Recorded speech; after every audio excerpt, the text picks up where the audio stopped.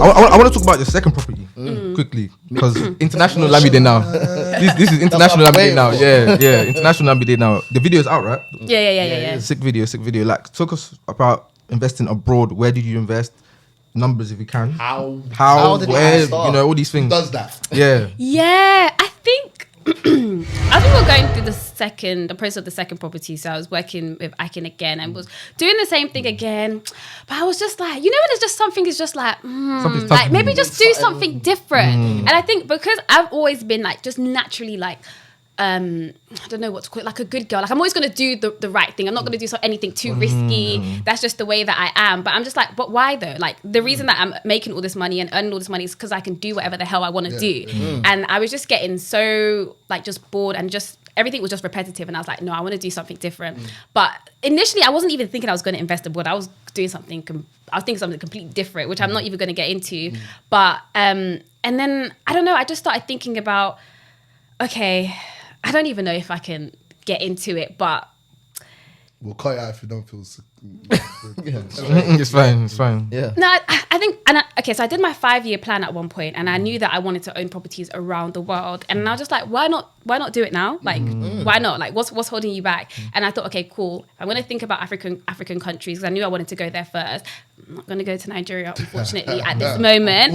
It was like, what is the best? What African country is the most developed? Is the most, you know what I mean? Like it's most close to where I'm at right now. And South Africa has that European element because obviously, you know, all the colonization and stuff like that. And so that's how I kind of landed there. But to be honest, even when I was thinking to go there, I was thinking more so about content wise. I was going to go there and do like comparisons, like living in South Africa versus living in London. And I just stumbled across this development and I was like, oh my God, this is so nice. I didn't even think I was going to buy it, but I was like, I'll just go visit it. And then I went there and I was like, wow. Like numbers wise, what in terms of the cost of living and also the actual, you know, cost of the property, is it similar, way off from what we are? Oh, you had one video, it was like what £500 gets you, and the difference was mad. Oh my God, I think the best thing about traveling, I saw a tweet the other day and it was like, when you go to a different country, you learn so much more about the country that you're from. Like it's so much better to get perspective of the benefits of living in the UK and stuff when you're somewhere else. And that's what South Africa did for me. Like I saw all the cons of living in the UK. Like cost of living is crazy. But I also saw all the benefits as well, because I could go, even if you're on a 30k salary, you could go there and you can live like you're rich. Like you could live like you're rich. So like the nicest apartments was like £600 a month with everything included, like the gym, the cinema, the like everything. It was like $500-600 a month max. And that's with like maximum security and all of that stuff. I have to move to South Africa. So yeah, South Africa was a vibe. It was, I loved it so much, and it's so much cheaper over there. And then property wise, like the development that I was in, the most expensive one, and bear in mind this development is in like the location is crazy, like it's crazy. I don't even know what you would liken it to. Maybe like Canary Wharf, maybe, or something. Yeah, maybe like not really Canary, maybe like Stratford, but actually not really Stratford because Stratford's a bit ghetto. But somewhere like the best private schools, the best hospital, the biggest mall. Like it was like a new area. The penthouse there that was crazy. That was like 700k, and this is a new build. And you know, obviously charging a premium for you, but that was like 700k. And so yeah, it was so cheap. It was so cheap, amazing. but. Like the people from there always tell me it's cheap when you're from here.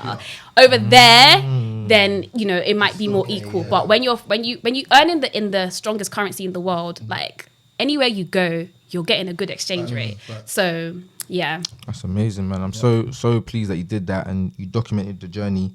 Is it a thing you're going to continue investing out there? Do you want to next one maybe here? Or do you want to go another location again, or you know the answer? And even before that as well, in regards to actually purchasing out in South Africa, do you have to drop the whole 100%? Yeah, that's like true. a mortgage? Is it that? What's that? And who did you talk to as well to even start the process? Yeah, okay, so the good thing when I was out there, I was filming videos on my YouTube channel, and that was a comparison between rental yields over there and rental yields over here. Unnoticed to me, I was doing market research. I was going to different developments, figuring out what the rental prices are, what their occupation rates were. So I was getting, I was learning about the market then. And then whilst I was out there as well, some people had reached out to me. One lady reached out to me, and she has 16 properties there, another couple in the UK here. So she gave me the whole lowdown. She showed me all the cons of investing, which I think was important because I was seeing the pros, but I needed to know the cons as well.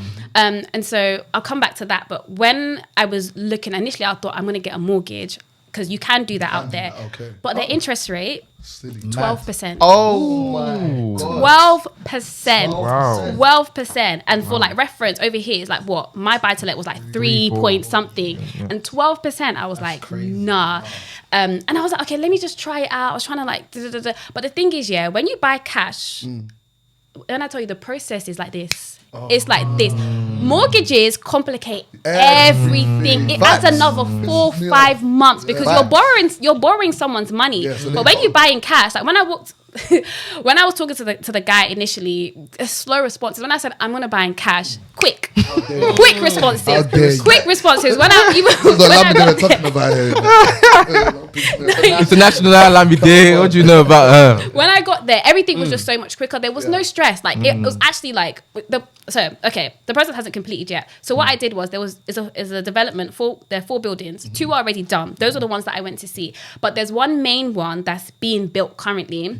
And that one is going to have the I don't know what they call it, the gym, the club, all the amenities. Wow. And so I wanted to buy in that one because I know that the rent is going to be more. And what that also did for me as well is because I wanted to buy cash, it gives me more time.